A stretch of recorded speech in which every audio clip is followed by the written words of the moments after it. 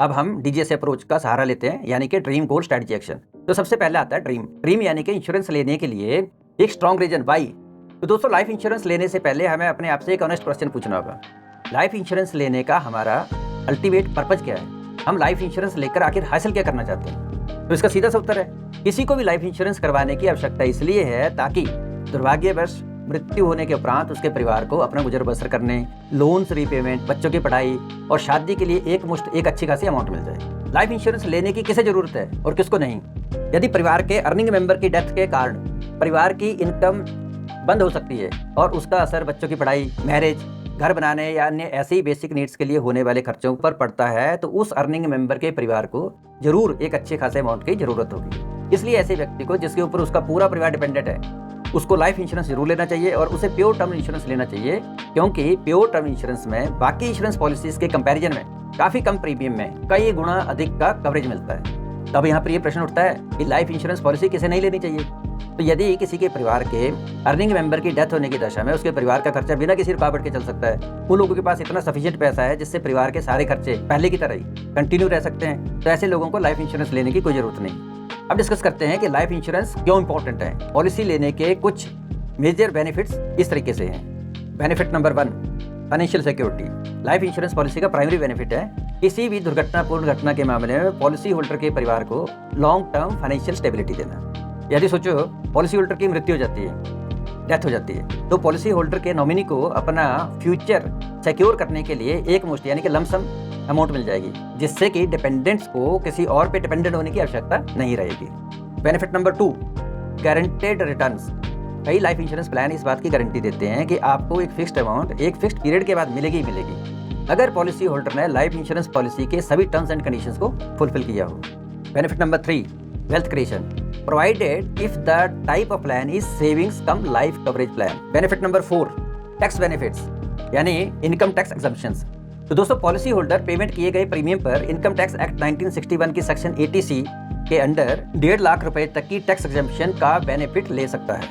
लेकिन यदि आपकी 1.5 लाख की लिमिट पहले से ही खत्म है तो आपको इसका कोई फायदा नहीं होगा, और क्रिटिकल इलनेस जैसे राइडर्स के लिए जो अमाउंट प्रीमियम अमाउंट आपने दी है उसका क्लेम आप सेक्शन 80D के अंडर कर सकते हैं। Benefit number 5, flexible premium payment option. Policy holder अपने आप अपनी परिस्थितियों के हिसाब से पेमेंट की फ्रीक्वेंसी चुन सकता है। वो या तो पूरे प्रीमियम का एक साथ पेमेंट कर सकता है या फिर अपनी इच्छा अनुसार मंथली, क्वार्टरली, हाफ ईयरली या ईयरली का ऑप्शन भी चुन सकता है। Benefit number 6, loan availability. जरूरत पड़ने पर इंश्योरेंस कंपनी आपको अपनी सेविंग्स कम इंश्योरेंस पॉलिसी पर लोन लेने का बेनिफिट देती है। पर्सनल लोन के कंपैरिजन में मेन लोन्स के इंटरेस्ट रेट्स काफ़ी कम होते हैं। अभी तरह सब हमने डिस्कस कर लिया फायदे, इंश्योरेंस लेने का एक नुकसान भी है।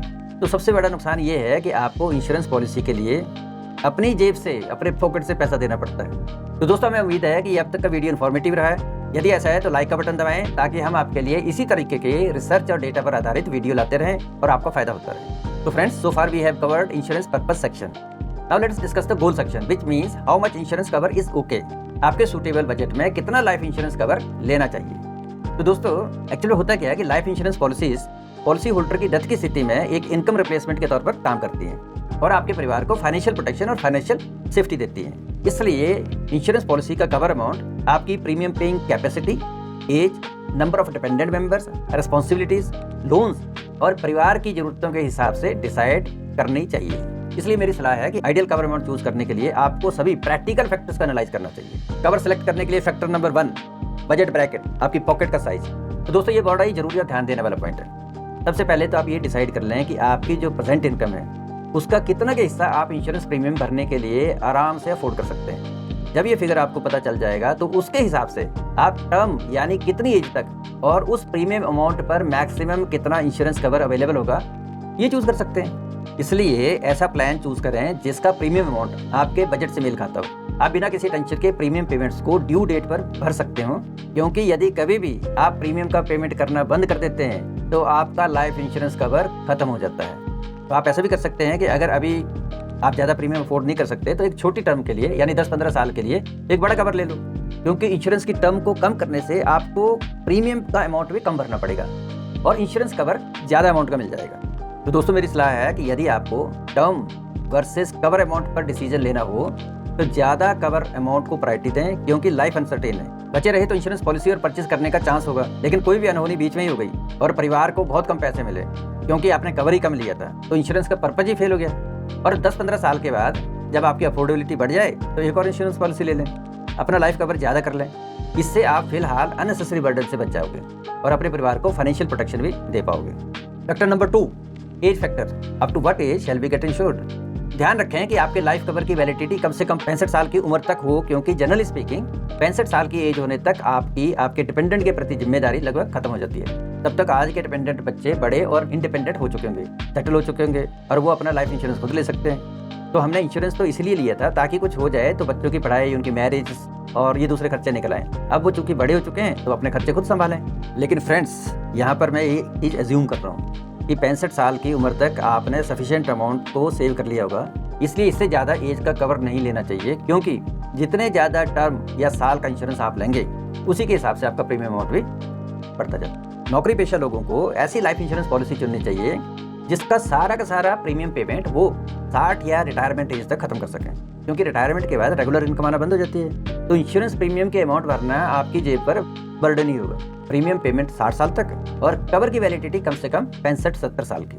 तो दोस्तों, अगर आप यहाँ पर 60 और 65-70 के एज नंबर पर कंफ्यूज हैं तो पिछले 20 सेकंड का वीडियो दोबारा देख लें तो आपको और ज़्यादा क्लैरिटी आ जाएगी। इन अ नटशेल, 65-70 की उम्र तक का कवर लेना है और 60 या रिटायरमेंट की उम्र तक प्रीमियम भरना खत्म कर देना है। लेकिन हाँ, एक चीज़ का और ध्यान, यदि पॉलिसी लेते वक्त आपको लगे कि कुछ ही पैसे ज़्यादा देकर आपको ज़्यादा लाइफ तक का कवर मिल रहा है तो ऐसा ऑप्शन आप जरूर चुन सकते हैं। यानी प्रीमियम अमाउंट में कोई ज़्यादा डिफरेंस ना हो तो आप कवर वैलिडिटी ज़्यादा साल के लिए ले सकते हैं, अगर आप उसे इजीली अफोर्ड कर सकते हो तो next factor while deciding insurance cover amount, loans की अमाउंट कितनी है।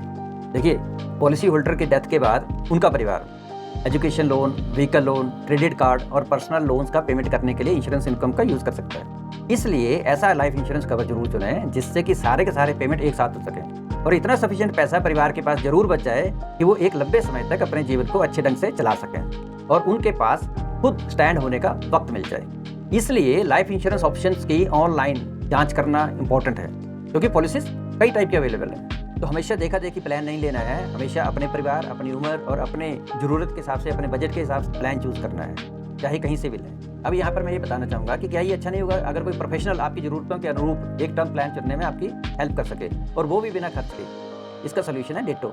तो हमारा नॉलेज पार्टनर है। डिटो ज़ीरोधा द्वारा बैकअप है, जो कि भारत के सबसे बड़े स्टॉक ब्रोकर्स में से एक है। Ditto free and fair advice के साथ बिना किसी स्कैम के आपको आपकी नीड्स के हिसाब से फ्री में गाइड करता है।